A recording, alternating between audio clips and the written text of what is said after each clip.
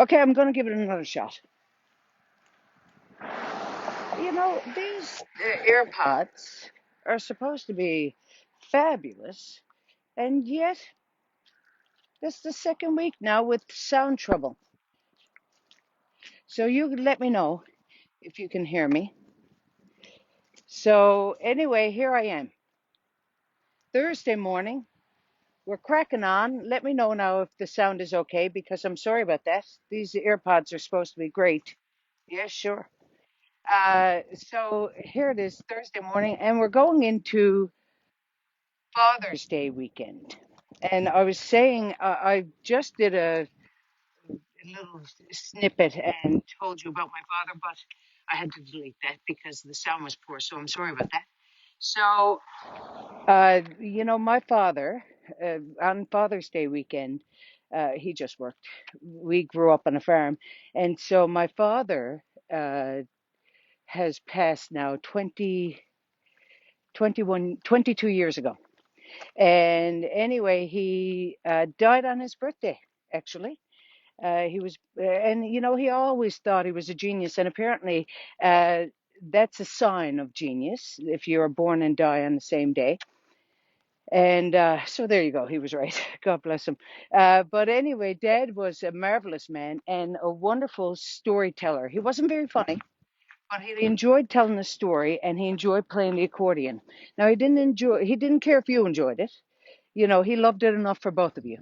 And so, anyway, he would play and be delighted with it. And years ago, we'd make fun of him because, he'd play the accordion. And you know how when people play an instrument and they play it with their teeth, this sort of thing. Dad used to do this. And so, anyway, we'd mock him, certainly. And so, what he decided to do then is every lunchtime, he would go into his room, mom in his room. Good morning.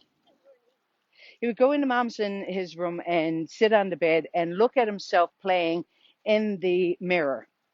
Now this was nice for 5 minutes. We were out trying to watch the story, Young Restless, and Dad was in going like this in the room trying to stop himself from making the mouth movements. Anyway, finally he did.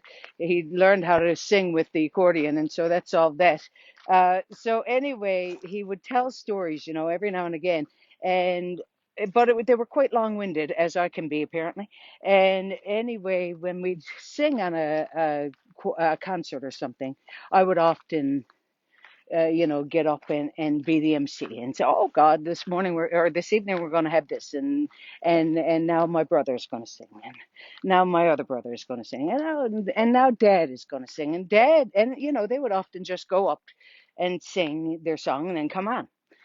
And then I'd get up and I'd tell a joke or something, and then the next person. Well, Dad got to the microphone and he started talking, and he said, he said years ago. I said, "Oh God." And he said there's fella in the community, his wife died, and they were a long time in the community. He said it lived in the ghouls, and anyway, we all went to the funeral, certainly, because they were so long in the ghouls, he said, and went up to the graveside, and everyone was around. And I said, "Boy, Skipper, I'm sorry about your loss, it's a big loss." And he said, "Oh, yes." He said, "You were married a long time." "Oh, yes." He said, "How long?" He said, 75 years. He said, 75 years, long time. He said, "How old was she?" He said, "She was 96." He said, 96, my God. She was a good age, yeah. He said, "How old are you?" He said, 98. But he said, "It's hardly worth your while to go home." So kidding. Anyway, I was delighted with him. It was so unexpected. My point is, here we are coming in on Father's Day. And, Father's Day is an important day to celebrate, and the thing is, here's the thing. Dad died on his birthday, and it was very unexpected. He had a massive heart attack, and he died in the hayloft for for years. Actually, people thought it meant the actual hayloft pub, but no, it was in the barn in the hayloft. And anyway, when the day before was his anniversary, 2 days before, and I saw him, and I said, "Dad," and Dad and I had a marvelous relationship, but we could fight. we were excellent at it, and he'd say, "Oh, go away, Sheila, you need the Bank of Montreal behind you." I said, "You're that crooked, we'll have to screw you into the ground to bury you. Shut up," this sort of thing. And then it was all over. And so anyway, thank God. So the day before, when I was leaving on his anniversary, I said, "Dad, I'm going, to golf now." And he said, "Yeah, you're not taking that car, are you?" I said, "No." And he said, "No, all right." Well, he said, "Come down and I'll put a bit of air in the tire now."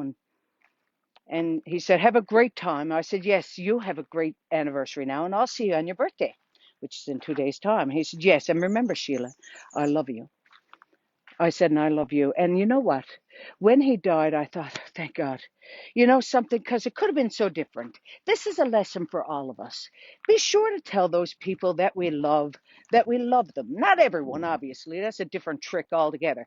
But tell the people you love that you love them, and don't, go to bed angry. Stay up and fight. So anyway, that's my little lesson for you today.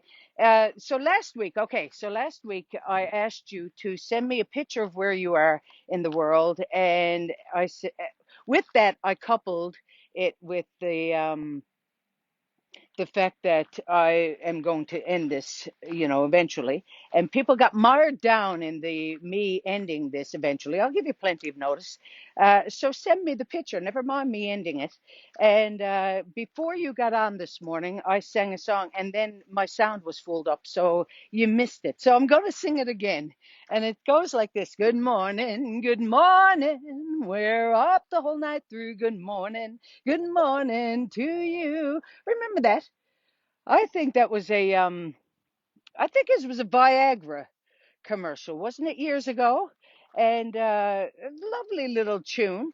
And I remember changing the words to make it an answering machine message. That's when we had answering machines. And I don't know a lot about it. I think it's a drug that's designed to combat male impotence. I I think that's the gist of it. I don't have a lot of need for it. I don't know what it would do if a woman took it, actually. I mean, I suppose it'd be like a Dodge truck going full speed into a cul-de-sac. I don't know. These are things that I can't figure out today. Anyway, God bless you. I hope you're having a great week, and I hope you have a great weekend. My God, you're marvelous. Take care of yourselves. Love to you.